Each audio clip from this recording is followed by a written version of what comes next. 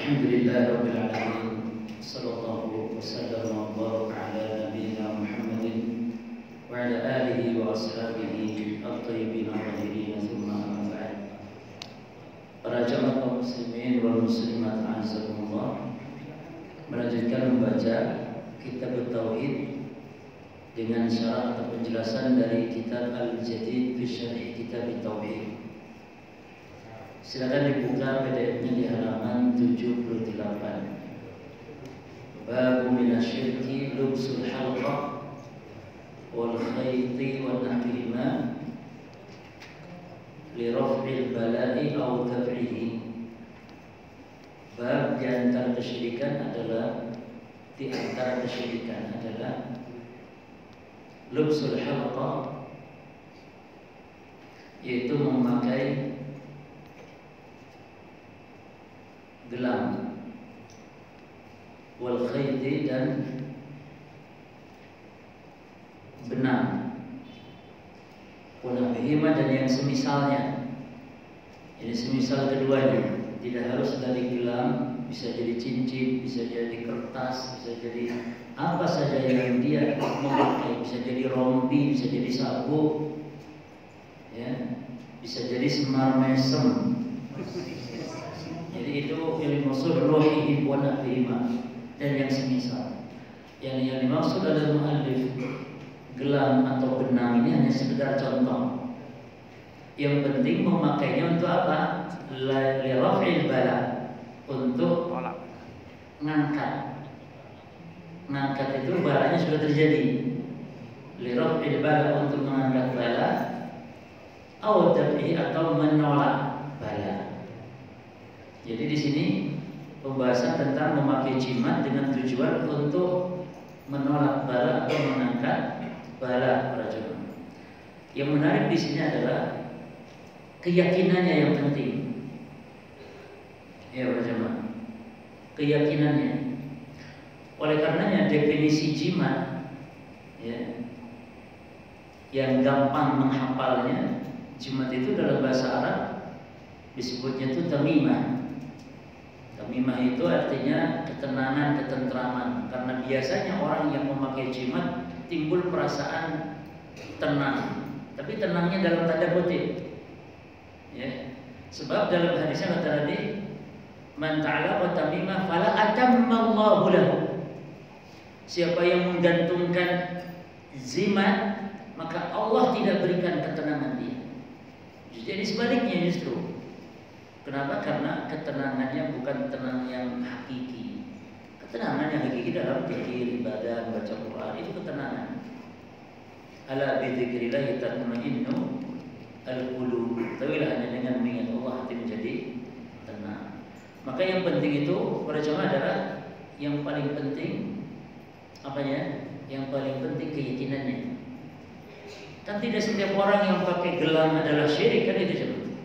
Apakah setiap orang pakai gelang syirik? Tidak, tapi keyakinannya.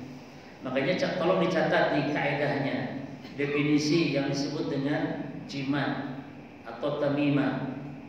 Ya, yang pertama definisinya nih, kullu mu'alaqin, setiap yang digantungkan, setiap yang dipakai, yu'taqadu fihi, yang diyakini padanya, jalbu khairin aw daf'u syarrin, untuk memberi manfaat atau menolak mudarat, fahuwa tamimah, maka itulah tamimah.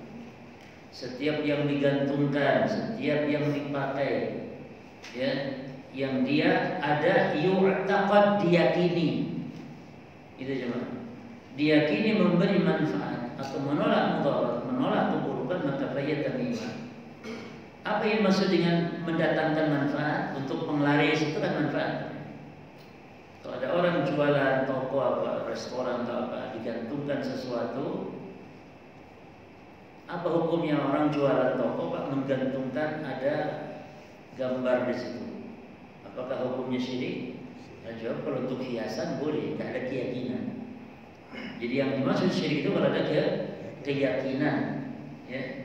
Makanya disebutkan dalam kaidah berikutnya, kullu mu'allaq la yuqarinuhu i'tiqadun setiap yang digantungkan, yang tidak diikuti keyakinan, ya, maka falaysa bitamimah, itu bukan tamimah, itu bukan jimat. Setiap yang digantungkan, tempel, dipasang, namun tidak diikuti keyakinan, maka bukan jimat. Bahkan Bapak Ibu sekalian, ada orang yang menggantungkan jimat berupa foto kiai misalnya, atau foto orang yang dianggap wali dan semisalnya. Itu ada yang keyakinannya, atau foto tokoh tertentu ditempel, dipajang. Itu ada keyakinan untuk mengalap keberkahan atau datangnya barokah dan semisalnya. Itu semuanya. Makanya di sini kullu itu semua, baik itu benda, baik itu apapun, baik itu kain, besi, cincin, gelang, benang, apa saja yang digantungkan yang tidak diikuti keyakinan, maka bukan tamimah. Tapi yang dikaitkan dengan keyakinan, di dalamnya ada manfaat atau ada nolak mudarat, maka dia tamimah. Maka al-aslu fit tamimah at-tahrimu al-mamnu'. Maka hukum asal tamimah terlarang. Hukum asalnya, ya. Jadi yang menggantungkan jimat dengan keyakinan hukum asalnya terlarang. Enggak ada yang boleh. Barulah para ulama berbeda pendapat kalau yang digantungkan, yang dijadikan sebagai jimatnya itu adalah dari ayat-ayat Quran. Nah, tolong para jemaah diperhatikan. Berarti tamimah itu dalam Islam terbagi dua. At-tamimah dalam Islam terbagi dua. Jimat-jimat itu dalam Islam terbagi dua. Yang pertama, at-tamimah minal Quran. Yang pertama, tamimah dari Al-Quran, yakni ayat-ayat Quran. Dijadikan jimat, bukan hiasan Pak, bukan. Itu kalau hiasan lain lagi hukumnya. Orang nempel ayat kursi, tembok, hiasan, itu lain hukum. Yang kita bahas adalah ayat-ayat Quran ini dijadikan sebagai jimat, penglaris. Seperti antum tahu ada ayat 1000 dinar katanya. Kalau dipajang di toko itu ramai tokonya. Ayatnya berbunyi, "Wa man yattaqillaha yaj'al lahu makhraja wa yarzuqhu min haitsu la yahtasib." Itu ada keyakinan toko jadi ramai kalau ada ayat 1000 dinar ditempel di toko. Nah, kita bahas ini. Nah, yang kedua, tamimah itu tamimah yang selain Quran. Kalau tamimah selain Quran, sepakat para ulama hukumnya syirik. Apakah syirik akbar atau syirik asghar kita bahas nanti, tergantung keyakinan. Namun pada asalnya jimat-jimat itu syirik asghar, syirik kecil pada asalnya. Ya. Kaidahnya kata para ulama, at-tamaim syirkun asghar asalatan. At-tamaim syirkun asghar asalatan. Yang namanya jimat-jimat, tamimah-tamimah, azimat-azimat, hukum asalnya itu syirik kecil. Lakin qad takunu akbar, namun bisa berubah menjadi syirik akbar idza kana ya'taqid fiha mu'assiratun bidzatiha. Kalau apa syirik akbar? Kalau meyakini bahwa jimat ini adalah berpengaruh dengan sendirinya, bukan atas izin Allah. Memang yang mendatangkan manfaatnya tamimah ini, bukan sebab. Berarti yang menjadikan atau yang dihukumi syirik kecil itu adalah jimat ini hanya dijadikan sebab. Tapi Allah yang mendatangkan rezeki, Allah yang memberi manfaat, Allah yang menolak mudarat. Tapi tamimah ini hanya sebab. Ini yang syirkun asghar. Tapi kalau meyakini tamimah ini sebagai pelaku, tamimah sebagai zat yang dia memberi manfaat, bukan Allah, maka berarti menjadikan sebab sebagai pelaku selain Allah, maka ini hukumnya syirik akbar. Kalau ada orang meyakini bahwa yang menyembuhkan adalah dokter, bukan Allah, ini syiriknya syirik akbar. Yang menyembuhkan adalah herbal tertentu, bukan Allah, ya syirik akbar. Tapi kalau meyakini pada jemaah habatus sauda misalnya adalah sebab kesembuhan dan menyembuhkan Allah, maka itu syirik akbar atau syirik asghar?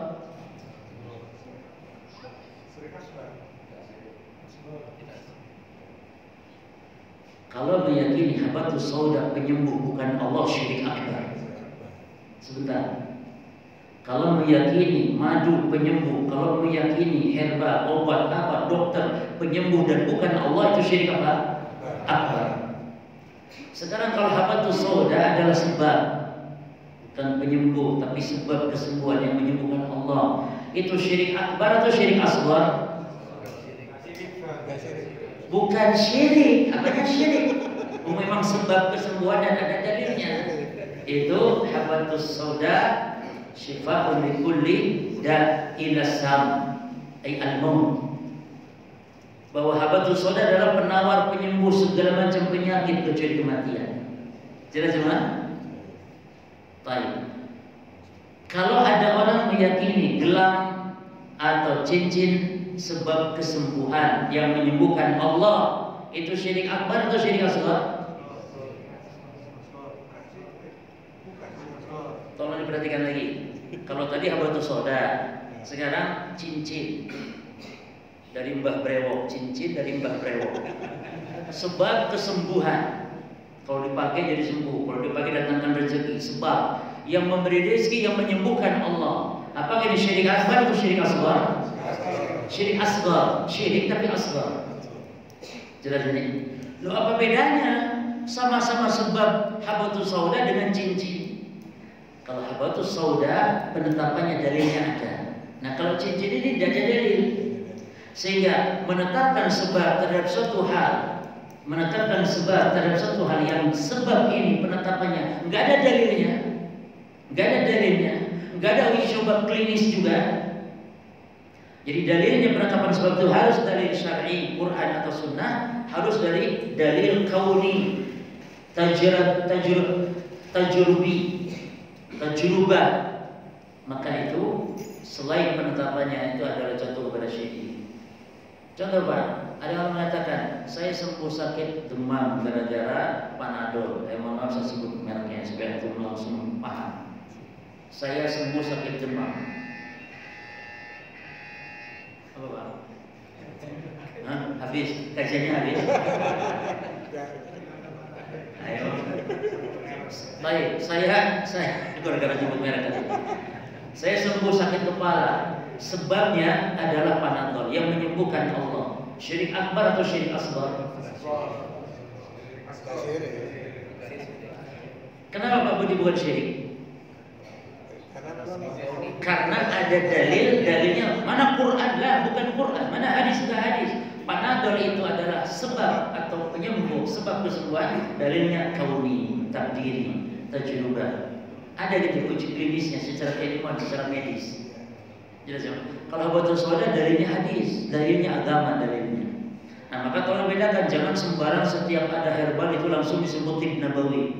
Nah, tibun nabawi itu yang ada dalilnya dari Quran, dari hadis, disebut tibun nabawi, pengobatan ala Nabi. Lah ini ndak pakai daun jalapotong tapi dinisbatkan kepada Nabi. Mana Nabi pakai daun jalapotong? Mana daun jalapotong dalilnya dalam Quran, dalam Sunnah?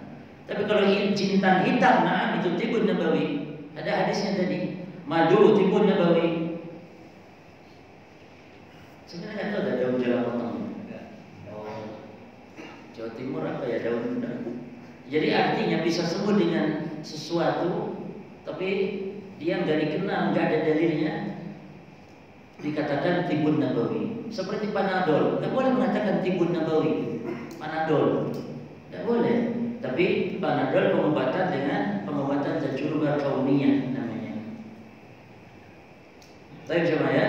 Jadi tamimah itu ada dua macam. Tamimah dari Quran dan tamimah dari selain Quran. Tamimah dari selain Quran, jimat selain Quran, sepakat ulama hukumnya syirik asghar pada asalnya. Nah sekarang yang dari Quran, ada ulama yang membolehkan. Ya, mana dasar dalilnya? Dalilnya adalah Al-Quran itu obat, Al-Quran itu syifa, Al-Quran itu penawar, sehingga boleh dijadikan sebagai obat atau sebagai jimat dalam rangka memberikan kesembuhan, sebab memberikan kesembuhan. Namun para jemaah, Yang benar dalam masalah ini bahwa cuman kita hormati, ada khilaf ulama tentang jimat dari Quran. Jadi Qurannya loh Pak digantung, Qurannya ditempel, Qurannya atau mungkin ada Quran kecil digantung, ditaruh digantungkan di mobil kendaraan, ya, untuk tolak bala atau untuk keselamatan dan semisal. Ada ulama yang membolehkan. Dasar ulama membolehkan kalau Al-Quran adalah obat penawar, obat Al-Quran bawa berkah dan semisalnya. Maka sehingga ulama tidak jadi beda pendapat. Namun yang benar adalah tetap tidak diperbolehkan. Ya, dari yang pertama nggak boleh Al-Quran dijadikan jimat. Yang pertama pada jemaah Nabi dalam sabdanya, man ta'alaqa tamimatan. Kata-kata tan ini kalau jenengan belajar bahasa Arab itu nakirah. Nakirah fi siyaqi syart. Nakirah dalam konteks kalimat syarat. Man, barang siapa. Lalu ada kata-kata di situ tamimatan. Man ta'alaqa tamimatan. Ya. Jadi nakirah itu bukan enggak ada alnya. Alnya masjidun, al masjidu. Nah, kalau masjidun itu namanya nakirah. Pokoknya ada tanwin misalnya, jangan bingung dulu ya. Nanti dijelaskan juga nakirah apa ya pokoknya no tanwine ngono wis. Jadi tamimatan, jimat tamimatan ini tanwin di situ, menunjukkan keumuman dalam kaidah bahasa Arab. Maknanya apa? Umum semua jimat, tidak ada pengecualian. Ya, dalam hadis-hadis nggak ada pengecualian. Berarti termasuk Quran dan jimat tetap haram, tidak boleh. Tetap syirik kecil, itu pendapat yang benar. Adapun Quran berkah, Quran penawar, Quran obat, maksudnya kalau dibaca bukan ditempel. Dibaca, betul Quran berkah tapi dibaca. Bahkan kata Nabi memerintahkan kepada sahabatnya. Jadi Nabi mengutus salah seorang sahabat, lalu Nabi perintahkan ala yabtayanna fi raqabati ba'ir qiladah min watar atau qilada illa quti'at. Tidaklah kau dapati ada jimat-jimat yang digantungkan di leher-leher unta. Jadi untuk supaya untanya selamat, ya. Jadi unta dikalungi dengan jimat-jimat. Kata Nabi tidak. Ini berarti kebiasaan siapa? Kalau di zaman Nabi sudah ada berarti. Hah? Biasa menggantungkan jimat itu kebiasaan siapa? Abu Jahal. Yang ditiru oleh umat Islam. Ditiru oleh kaum muslimin. Antum lihat Pak, kadang-kadang subhanallah saya pernah beli nasi goreng enak, pas makan menghadap pintu, pas saya lihat ya Allah, ada bulu, ada kain kapan sedikit, ada semacam tanah merah. Iya nih sekali Pak, saya tidak enak saya. Ada sebenarnya, dan itu mungkin sering mendapati. Yaitu dia yang berdosa, Cuman mudah-mudahan sekedar gantungan jimat saja, jangan sampai ada sesuatu yang dimasukkan ke makanan itu, Pak. Itu yang kita khawatir sebenarnya. Maka tolong wahai kaum muslimin, kalau nempel jimat itu sembunyiin supaya kita ini nggak jadi murel gitu sebenarnya. Yuk sembunyiin Cuman mungkin syaratnya harus ditambahkan. Ada lagi ya kata-kata yang kita tidak paham, ya, ada huruf-huruf Arab, kalimat sodlam, la, lalu Allah. Jadi la Allah enggak ada kan itu. La Allah. Sod gitu. Ya. Baik. Dan itu memang ada kitabnya, kitab sihir seperti itu. Cuman karena kita berbahasa Arab, misalnya kitab, Masya Allah itu kitab para ulama, padahal itu kitab-kitab tukang sihir cuman bahasa Arab, gitu kan. Baik. Itu yang pertama ya. Jadi dari Al-Quran itu tetap haram karena keumuman dari dalil. Ya. Terus ada lagi di antara sebab nggak boleh juga adalah termasuk al-ihanah bil Quran, merendahkan dan menghinakan Al-Quran. Karena kalau jimat ditempel di pojok rumah misalnya, Quran, ayat-ayat Allah, kalam Allah ditempel di situ sehingga kotor, berdebu dan semisal, atau kalau mushaf kecil misalnya digantung, ini menjadi jelek, menjadi buruk. Maka ini bentuk ihana lil Quran, merendahkan, menghinakan Quran. Terus berikutnya terlarang kenapa lagi? Adalah nanti akan membenarkan akhirnya jimat-jimat yang selain Quran, sehingga jimat dijadikan kebiasaan kaum muslimin nanti. Maka dalam rangka sad dan lidzari'ah, dalam rangka menutup pintu-pintu keburukan yang menyebar merajalelanya jimat-jimat, maka yang Quran pun dilarang oleh para ulama, diharamkan. Jelas ya? Jadi hukum tamimah dari Quran para jamaah itu tetap tidak diperbolehkan.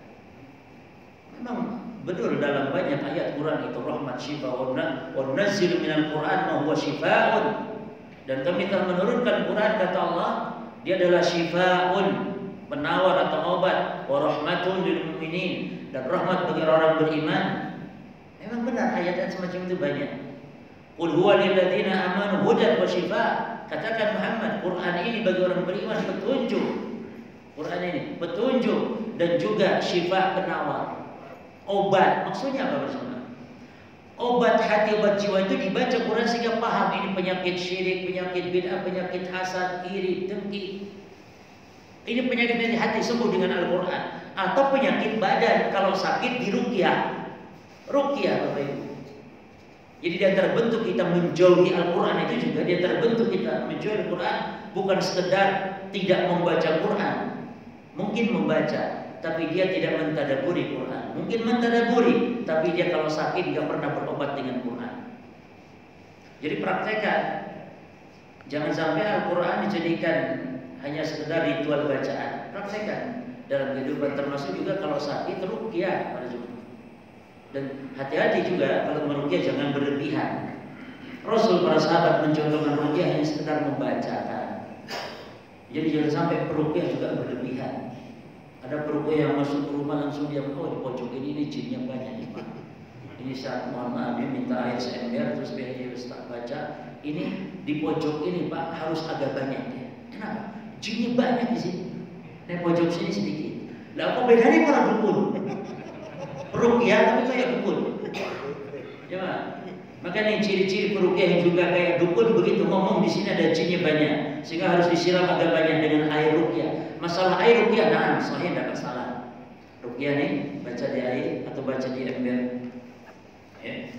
Kemudian misalnya disiramkan dan semisalnya tidak masalah. Insya Allah banyak ulama juga yang membolehkan. Bukan diludahi Pak ya, diludahi bukan. Baca. A'udzubillahi minasyaitonirrajim. Bismillahirrahmanirrahim.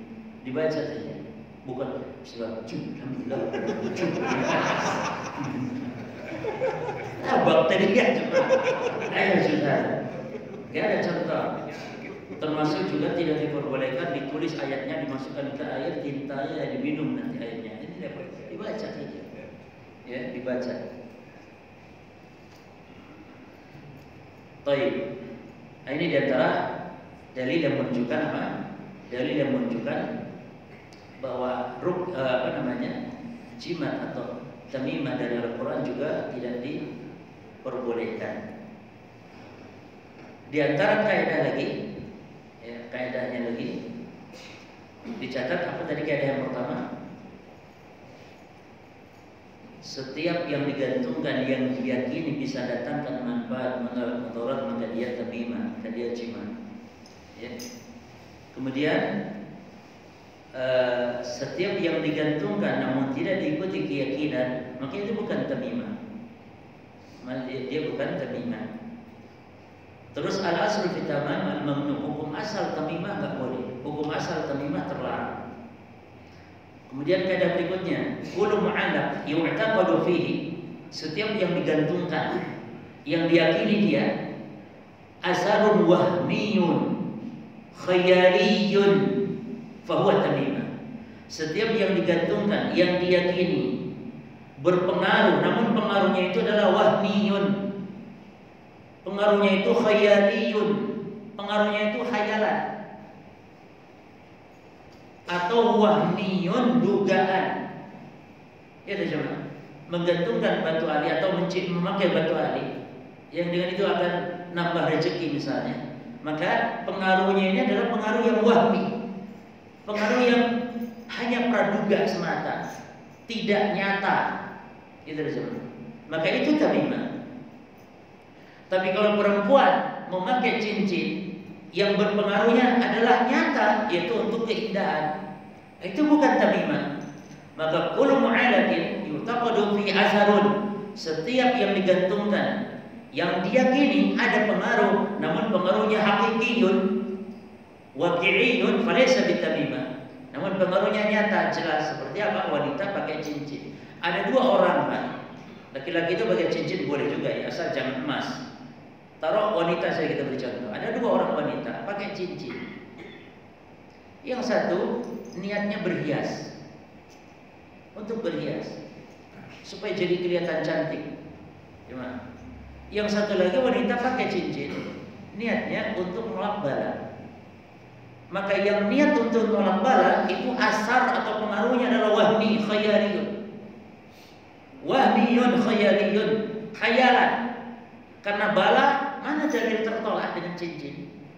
Adapun perempuan yang satu tadi memakai cincin untuk berhias, itu pengaruh dan pengaruhnya nyata. Dia menjadi lebih cantik. Dia lebih indah karena berhias. Itu. Sehingga dua kaidah penting tentang pengaruh tamimah atau setiap yang digantungkan. Kalau setiap yang digantungkan berpengaruh dan pengaruhnya nyata, bukan tamimah. Tapi setiap yang digantungkan pengaruhnya, yang berpengaruh dan pengaruhnya adalah pengaruh yang khayalan, maka dia tamimah. Maka kaidahnya lagi asarut tamaim khayaliyun. Pengaruh tamimah, pengaruh jimat-jimat itu hakikatnya khayalan. Khayalan. Kalaupun makanan jadi enak, coba ya, restoran jadi enak, sebenarnya sudah enak kok.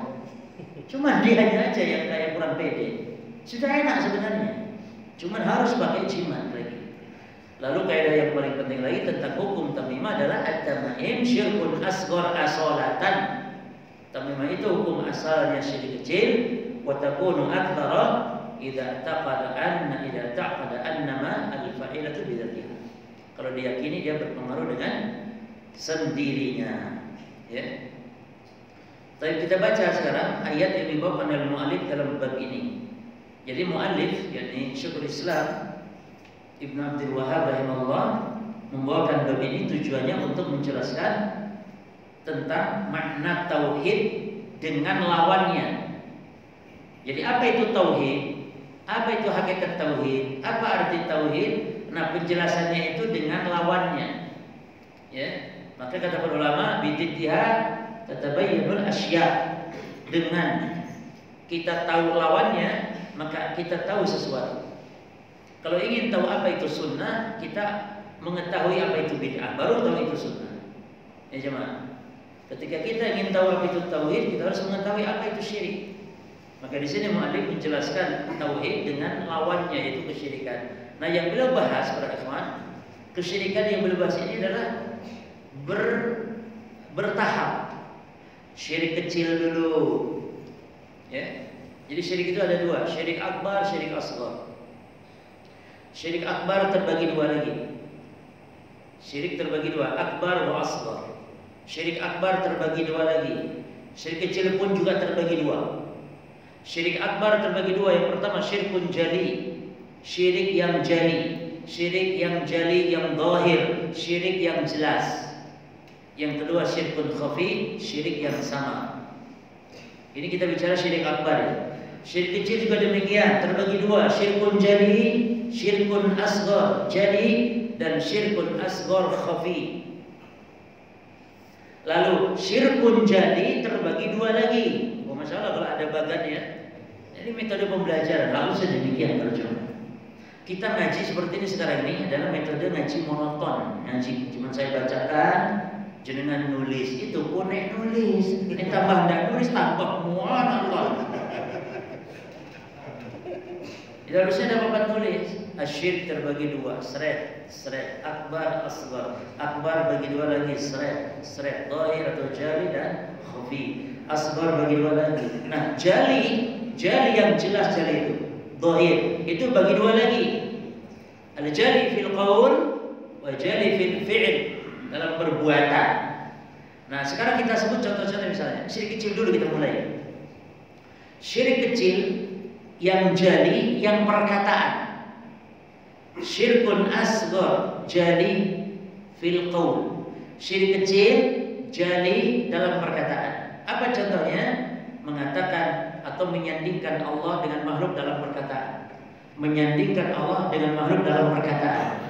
Misalnya, kalau tidak ada Allah dan, kalau tidak ada Allah dan kamu, ini namanya syirkun asghar jali fil qaul.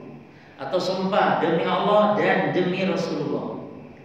Ya jemaah, itu juga syirkun asghar jali fil qaul. Laula Allah wa anta, masya Allah wa syi'ta. Ini semuanya terlarang. Semuanya syirik. Ya jemaah, syirik apa? Syirik kecil. Dalam apa?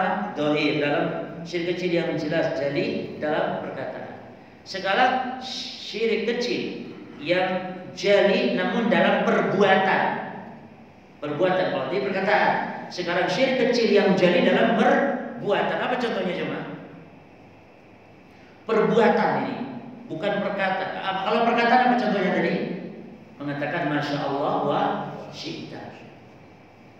Ketika ada seorang sahabat mengatakan kepada Nabi, ya, masya Allah wa syi'ta. Lalu Nabi marah. Kata Nabi, aj'altani lillahi niddan? Apakah kau jadikan aku dengan Allah tandingan? Kau samakan aku dengan Allah? Nabi marah. Bal masya Allah wahdah. Bahkan hanya masya Allah saja, tanpa masya Allah dan aku. Jadi itu syirik. Cuma syirik kecil. Kenapa? Karena hanya di lisan saja. Bersumpah dengan nama sunnah Allah syirik kecil. Kata Nabi, man halafa bi ghairillahi faqad asyrak. Siapa yang bersumpah dengan nama sunnah Allah baginya telah syirik. Dalam lafaz faqad kafar, telah kufur. Cuman besar atau kecil? Kecil. Lisan. Baik. Nah, dalam perbuatan syirik kecil jali tapi perbuatan. Apa contohnya jemaah? Nah, siapa yang bisa menjawab? Ahsanta, masya Allah. Ahsanta. Perbuatan syirik kecil apa tadi? Menggantungkan jimat. Atau tadi apa namanya? Pakai gelang. Itu syirik kecil, jali, jelas, namun dalam perbuatan. Nah, sekarang kita tinggal khafi. Syirkun asghar khafi. Kalau khafi hanya satu, itu di hati letaknya. Kalau jali dua tadi, perkataan dan perbuatan. Adapun khafi maknanya khafi samar, di mana letaknya berarti? Di hati. Nah, sekarang apa contohnya, kawan? Syirik yang kecil yang letaknya di hati. Riya. Hah? Riya. Ahsan Ustaz. Soalnya udah dapat hadiah nih. Pak, ini satu dapat hadiah, Ustaz dapat hadiah. Ada yang mengasih hadiah HP tak? Gak ada HP yang pulsanya kan? Kuota. Sebab percuma ya, kawan. HP-nya iPhone, HP iPhone. Tapi pas pinjam telepon gak ada pulsa. Atau pas ini gak ada kuota, percuma. Ya. Kalau mau ngasih hadiah ada apa namanya kuota itu. Jadi ria, bahkan ria itu Nabi menyebut apa? Akhafu alaikum syirkul asghar. Qila wa ma syirkul asghar? Qala ria. Kata Nabi, yang paling aku khawatirkan menimpa kalian wahai para sahabat. Sahabat, Nabi kan bersabda di hadapan para sahabat. Yang paling aku khawatirkan menimpa kalian adalah syirik kecil. Lalu beliau ditanya, wa ma syirkul asghar? Apa itu syirik kecil ya Rasulullah? Kata Nabi, qala ria. Nabi mengatakan ria.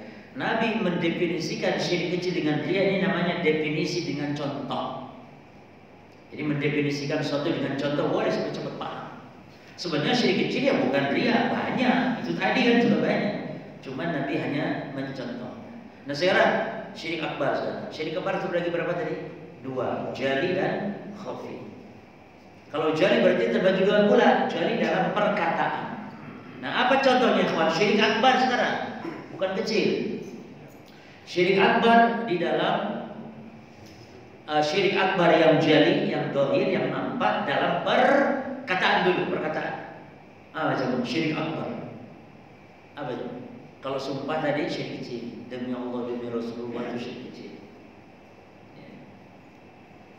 Apa hukum bersumpah dengan Quran? Bersumpah dengan Quran. Jemaah, diperinci. Kalau maksudnya bersumpah dengan mushaf Quran, demi Quran, itu boleh. Asal tujuan maksudnya bersumpah dengan Al-Quran itu kalamnya siapa? Allah. Boleh. Sumpah dengan sifat Allah boleh. Tapi kalau Quran maksudnya kertas, tidak boleh. Karena Quran itu kan kertas. Quran itu kertas. Mushaf itu kertas, hanya di dalam kertas tertulis apa di situ? Seperti antum membaca Alhamdulillahirabbil alamin. Suara antum makhluk bukan? Suara antum makhluk, tapi yang antum lafadzkan makhluk. Yang antum lafadzkan kan Allah bukan makhluk. Makanya kalau bersumpah dengan Quran maksudnya sifat Allah itu kalam Allah tidak masalah, boleh. Tapi kalau tujuannya adalah makhluk, kertas, maka tidak boleh karena bersumpah dengan makhluk syirik. Jemaah, syirik akbar jali qauli. Apa itu contohnya? Istighotsah. Istighotsah li ghairillah. Beristighotsah kepada Allah. Isti'anah minta pertolongan kepada selain Allah. Itu lisan mengatakan minta tolong kepada wali, kepada orang-orang yang telah mati misalnya, maka itu syirik akbar jali fil qaul. Sekarang syirik akbar jali tapi fil fi'il perbuatan. Contohnya sujud kepada berhala atau sujud kepada kuburan dengan niat sujudnya kepada ahli kubur. Karena Bapak Ibu, orang yang sujud kepada kuburan jangan langsung di syirik akbar, tidak. Sujud ke kuburan maknanya dia sholat kepada Allah. Sholat kepada Allah, tujuan dia kepada Allah, cuman sujudnya itu atau sholatnya itu di kuburan yang dia anggap keramat atau apa, itu bukan syirik, tapi itu bid'ah. Enggak syirik dia, sholat yang bid'ah karena menetapkan ibadah atau sholat di kuburan. Padahal Nabi melarang, la tusallu ilal kubur, wa la tajlisu 'alaiha. Jangan kalian sholat menghadap kubur, jangan kalian duduk di atas kubur. Jadi antum penuntut ilmu ini sekarang tidak boleh kalau menghukumi, nggak boleh main mutlak, itu nggak boleh. Harus ada perincian. Apa hukum sujud atau apa hukum sholat menghadap kubur? Apa hukum sujud menghadap kubur? Nah, jangan langsung syirik. Nah, kalau dia memang sholat tujuannya kepada Allah, maka dia bukan syirik, tapi bid'ah. Contoh, apa hukum tawassul kepada Allah melalui Nabi atau dengan Nabi Muhammad? Nggak boleh, syirik, bid'ah nggak boleh. Tapi diperinci. At-tawassul bin Nabi sallallahu alaihi wasallam yanqasimu min haitsul hukum ila thalathati aqsam. Tawassul kepada Nabi, jadi melalui Nabi kepada Allah dalam doa, maka terbagi 3 hukum. Yang pertama, yajuzu tawassul bin Nabi sallallahu alaihi wasallam mutlaqan sa'un kana fi hayati aw ba'da wafati. Tawassul kepada Nabi boleh mutlak, baik Nabi masih hidup atau Nabi telah wafat, boleh tawassul kepada Nabi. Itu apa contohnya? At-tawassul bi al-imani bihi, at-tawassul bi ittiba'i sunnatihi, at-tawassul bi mahabbatihi sallallahu alaihi wasallam. Tawassul dengan kita beriman kepada beliau. Tawassul dengan kita mengimani, ittiba kepada sunnah beliau. Tawassul dengan kita mencintai beliau. Itu tawassul yang masyru', boleh baik nabinya masih hidup ataupun nabinya telah wafat. Jelas ya? Jadi yang pertama, yajuzu tawassul bin Nabi mutlaqan, boleh tawassul kepada Nabi mutlak baik Nabi masih hidup ataupun telah wafat. Al-qismu tsani, la yajuz at-tawassul bin Nabi mutlaqan. Tidak boleh tawassul kepada Nabi mutlak sa'un kana la fi hayati wala ba'da wafatihi. Baik nabinya masih hidup ataupun nabi yang telah wafat, apalagi. Baik nabinya masih hidup ataupun telah wafat, mutlak enggak boleh tawassul kepada Nabi. Tawassul apa di sini? At-tawassul bi dzatihi aw bi jahihi sallallahu alaihi wasallam. Tawassul dengan zatnya Nabi. Tawassul dengan jahnya Nabi. Nabi masih hidup, nggak boleh. Para sahabat tidak ada yang doa kepada Allah ketika Nabi masih hidup. Bijahi Muhammad, Allahumma inni as'aluka al-jannah bijahi Muhammad, atau bidzati Muhammad, atau bi Muhammad, enggak ada. Adapun ada hadis dari Imam Tabrani, hadisnya dhaif ya ikhwan. Jadi Nabi berdoa, katanya bertawassul dengan kedudukan para nabi dan rasul. Hadis yang dhaif. Ada lagi hadis palsu yang mengatakan tawassalu bijahi fa inna jahi 'indallahi 'azim. Bertawassul dengan kedudukanku karena kedudukanku di sisi Allah sangat agung. Ini hadis yang mauquf. Adapun ada hadis Imam Tabrani hadis yang dhaif. Ya. Baik. Nah, yang ke berapa sekarang? 3, at-tawassul. Perhatikan jemaah. Bin Nabi sallallahu alaihi wasallam yazuzu fi hayatihi wa la yazuzu ba'da wafatihi. Masyaallah, lihat indahnya ilmu para ulama kita ahli sunnah. Tawassul kepada Nabi diperincinya. Pertama, boleh mutlak Nabi hidup atau telah wafat. Yang kedua, enggak boleh mutlak Nabi hidup ataupun telah wafat. Yang ketiga, boleh Nabi masih hidup. Boleh kalau Nabi masih hidup, namun tidak boleh kalau Nabi telah wafat. Saya pun bisa beri contoh tawassul. Nabi masih hidup boleh, para sahabat melakukan. Tapi Nabi telah wafat, para sahabat tidak melakukan. Apa contohnya? Boleh. Hah? Ahsan. Yani ditolak bidu'a minhu sallallahu alaihi wasallam. Para sahabat kalau ada kesulitan apa minta didoakan. Seorang Arab gunung Nabi sedang khutbah itu datang.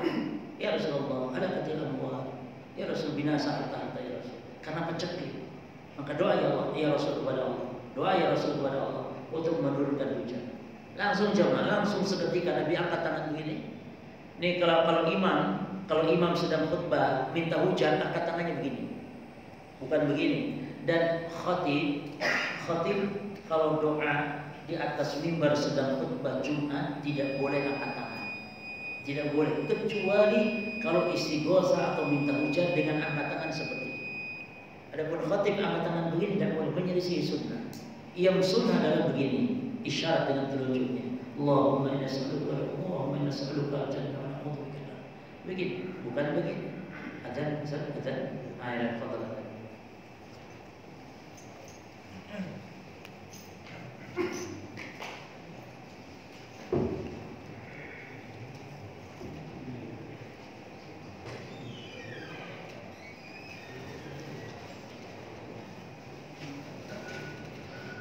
Allahu Akbar, Allahu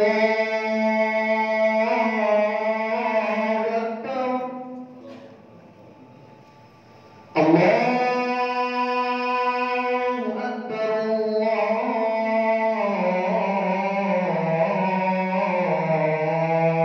Akbar. Asyhadu an la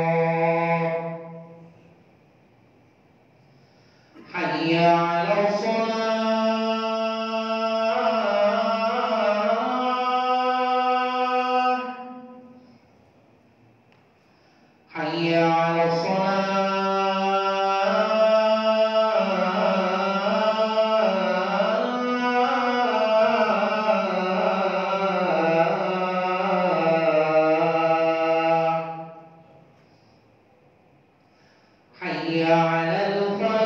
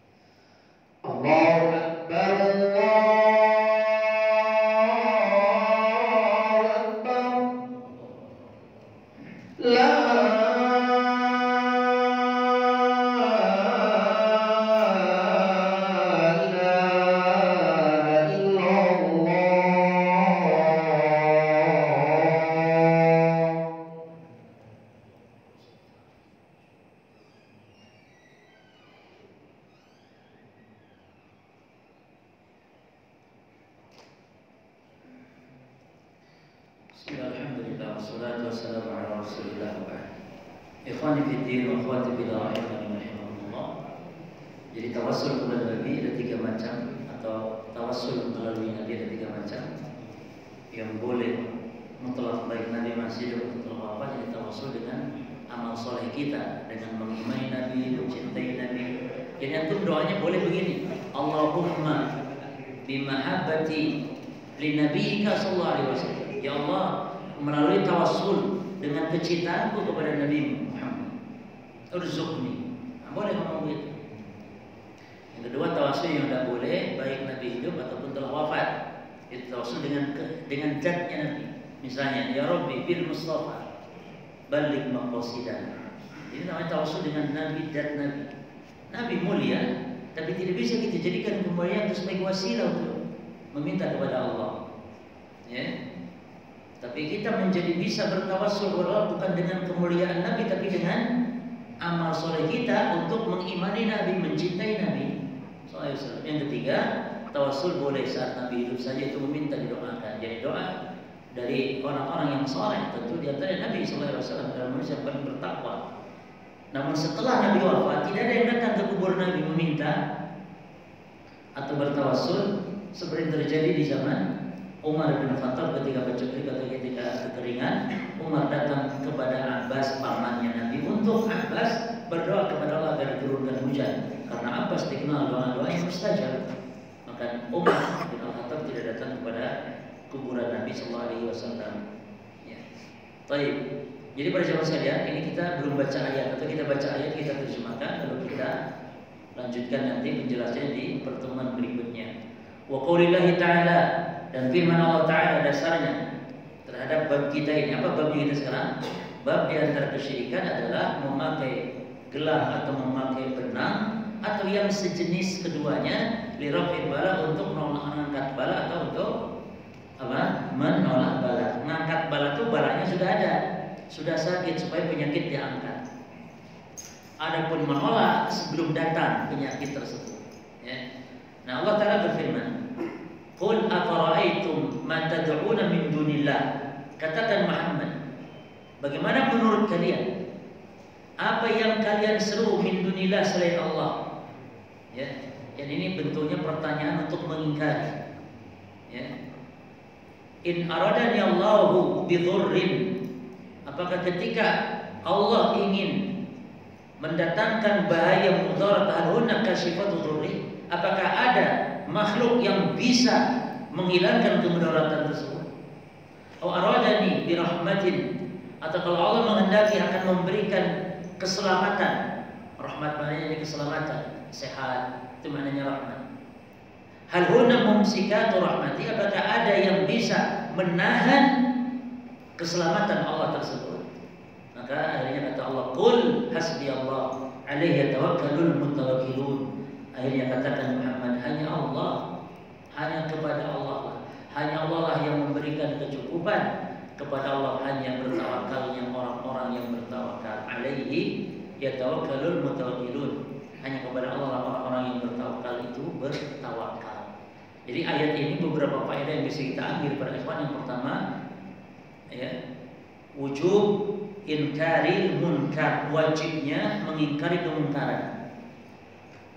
Wajibnya mengingkari kemungkaran. Karena ketika orang-orang musyrikin meminta-minta kepada selain Allah, maka Allah perintahkan Nabi Muhammad untuk mengatakan kepada mereka, apakah ada yang mampu menolak, mencegah rahmat, nikmat Allah kalau Allah sudah berkenan memberi nikmat? Tentu tidak ada jawabannya. Jadi pertanyaan ini untuk diingkari, tentu tidak jawabannya.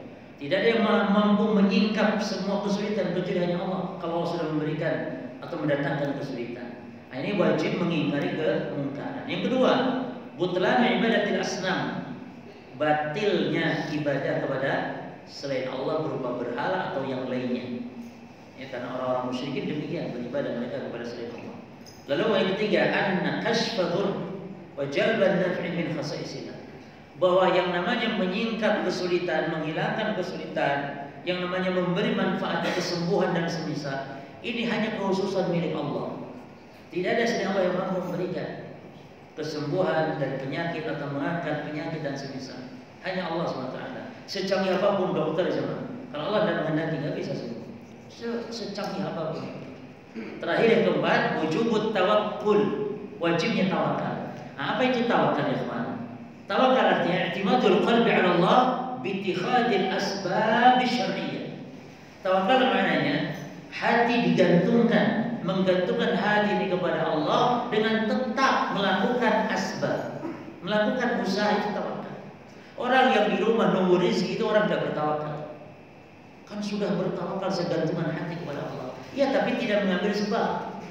Mengambil sebab rezeki apa? Keluar rumah kerja, jualan pentol atau apa minimal. Pokoknya harus ada aktivitas di luar. Jangan nganggur di rumah, harus ada aktivitas. Ya. Harus ada aktivitas keluar. Allah beri rezeki.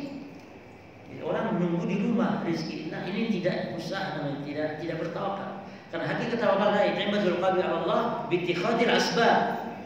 Dengan mengambil sebab ini usaha, namun yang syar'iyyah, usahanya harus yang halal. Karena kedukun pun itu usaha, supaya sembuh penyakit kedukun usaha bukan? Usaha. Jadi babi ngepet juga usaha. Tapi kan tidak syar'i gitu. Masih mulia dodol pentol daripada ke babi ngepet ya. Baik, jadi ini yang dimaksud dengan tawakal. Berarti bihi amma siwa, dan mencukupkan kita hanya berharap dari Allah bukan selain Allah. Wahada la yunafil akhda bil asbabil masyru'ah, dan ini tidak menafikan dengan cara mengambil sebab atau mengambil usaha dalam bertawakal. Jadi orang yang bekerja tidak menafikan hakikat tawakal. Baik, cukup ini, insyaallah kita lanjut nanti hadis Imran bin Husain. Nah, ceritanya ada yang pakai gelang di zaman Nabi. Di zaman Nabi pakai gelang, lalu tujuannya supaya adanya kekuatan. Lalu oleh Nabi suruh diperintah buang gelang itu. Kalau kau mati masih pakai gelang itu, kata Nabi, maaflah tak abadan, kamu tidak akan bahagia, tidak akan beruntung selamanya. Oh, bahaya. Kenapa Nabi ngomong selamanya? Bukankah katanya syirik kecil? Jika terjadi syirik besar, ya selamanya di neraka jahanam. Dengan sebab gelang tersebut. Kalau meyakini gelang ini yang menjadi sebab, gelang ini sebagai pelaku secara sendirinya, bukan atas izin Allah, dan bisa syirik besar. Maka ini bahaya sekali. Insyaallah kita baca dan kita ambil faedah-faedah di pertemuan berikutnya. Allah Taala wa sallallahu alaihi wa sallam. Subhanallah wa bihamdika, asyhadu an la ilaha